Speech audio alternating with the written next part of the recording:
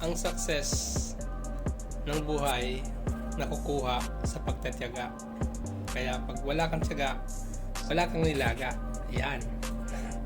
Good morning guys, good morning. Ayan. So, sa ganitong larangan ng pagninegosyo, lalong-lalo na sa online marketing, kailangan maging matyaga ka kasi nandiyan nakasalalay yung tagumpay mo. Hindi mo man nakikita sa ngayon, darating ang oras, darating ang panahon na aani ka ng hindi lang isa, hindi lang dalawa. Marami ang aanihin mo that time na tinuloy-tuloy mo ang negosyong ito. Huwag ka lang ma-struggle, huwag ka lang panghinaan, diretso ka lang. Kung ano man ang dadaanan mo sa una lang yan.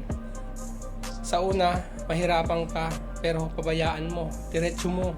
Kasi ganyan talaga pagka papunta ka sa gusto mong makuha, sa goal mo. Okay?